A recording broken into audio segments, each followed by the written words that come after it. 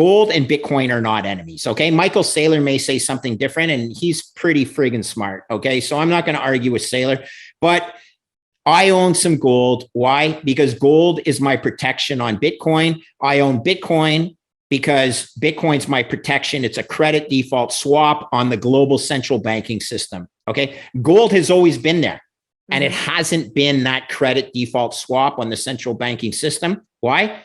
Because it's hard to audit its true supply, if you will.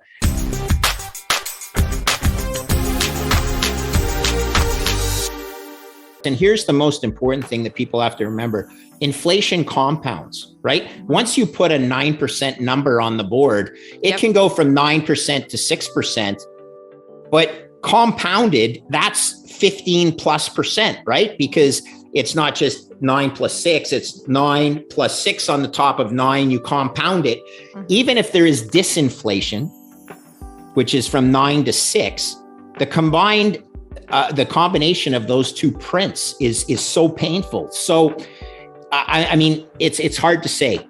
3%, you either keep it at 3% and you accept inflation, as I said, with an economy that tries to grow into its debt burden, or you increase to 6 and 7%, which is what Zoltan thinks they'll do, and create a depression. I mean, it's a pretty ugly outcome. And for me, I believe the responsible thing to do is for them to change their inflation target, admit they blew it, change it to 4%, try and see inflation come down, allow the inflation to run hot, allow capital markets to reopen. Because again, the third leg of the financial stool, or the Fed's mandate, is financial stability. So look, you need the markets to function in order for them to be financial stability. Again, look, in a debt spiral, when your debt is growing quicker than your GDP, you have to solve that error term, that equation.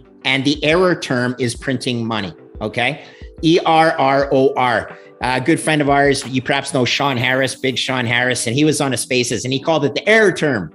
And I'm hearing like air term, like Air Jordan, No, error term, same thing. He gets it.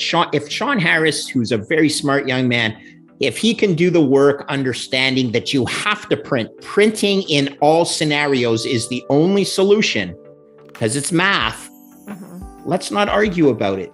It has to be done, because when your debt burden is growing faster than your ability to pay it, that has to come from somewhere. You have to create demand for that excess debt. So again, it's called an error term, and it's not fun. And it is a reality of life, which means, in my opinion, own hard assets. I hate to be a conspiracy theorist, but you saw that the JP Morgan head trader of gold is being indicted in Chicago on manipulation of the gold markets. I mean, the problem with the gold markets is rehypothecation and paper gold versus physical gold. And there's no way of auditing the actual gold that's in storage, like Fort Knox. So like, this is one of Larry Lepard's biggest, he's been a gold bug. In theory, gold should be doing better than it is right now. I agree. But with all the loose ends in the gold markets, paper gold, lack of audited storage, or gold in storage, who really owns it? Does Russia own it all? Does China have it all? This is why Bitcoin is so beautiful. But I own gold because I've owned gold for a while. Bitcoin is pure and, much more is better as far as I'm concerned. I believe Larry Lepard believes the same. There's a lot of gold bugs who are frustrated, and then they pick a fight with gold because, with Bitcoin, because they know that Bitcoin's better, but they're trying to pick a fight with it because they've been so underwhelmed by the performance of gold in the last 10 years. Gold and Bitcoin are not enemies. Okay. Michael Saylor may say something different, and he's pretty friggin' smart. Okay. So I'm not going to argue with Saylor, but I own some gold. Why? Because gold is my protection on Bitcoin. I own Bitcoin because Bitcoin's my protection. It's a credit default swap on the global central banking system. Okay. Gold has always been there, and it hasn't been that credit default swap on the central banking system. Why? because it's hard to audit its true supply, if you will. If gold were to double in price overnight, so let's just say it goes to $5,000 US an ounce, do you think that the supply of gold would increase above its current 2% annual growth? And there's no question it would, but Bitcoin won't. If Bitcoin price doubles, triples, goes up tenfold, we know what the supply is. It is such a thing of beauty. It is why Bitcoin is so much better than gold. That being said, gold is a $10 trillion market. It's still a rounding error. Total global assets are 900 trillion, Nat. Yeah. If you're going to invest in Bitcoin, don't take your money out of gold and put it in Bitcoin. Take your money out of bonds and put it into Bitcoin. I think people in the financial space think they know, when the reality is nobody knows in terms of a timing. So there's an old trader's adage, right? Give a target, but not a time. Mm-hmm. So, I have a Bitcoin target price, but I don't have a time frame. I think in my head, but I'd never say, it's got to be there by next Tuesday or something like that. That's a game of whack-a-mole. So in the financial space, we have to determine between people in the financial space versus just people, on the sidewalk. And most people on the sidewalk, unfortunately, have no idea the way the financial markets work. You have all sorts of different, if you will, silos. Bingo, where they always say Foss, he's just full of bingo squares because he keeps repeating himself all the time. So here's one of my bingo squares. Yeah, I've been in a risk chair for 35 years. All I do is bring 35 years of mistakes to the table, okay? But the key thing is I've survived those mistakes. All I will say is that Bitcoin is the best asymmetric trade I've ever seen. We need to get more people to own that protection, okay? And it's only a certain percentage of their portfolio. It's not, you have to be X percent in, just get more than zero. That is the key, because big pension funds in the world are managing money for the people on the street that have no clue, okay? That's the truth. They are the people who are the fiduciaries of the planned benefits for the people on the street that have no clue. So those are the people that I'm talking to.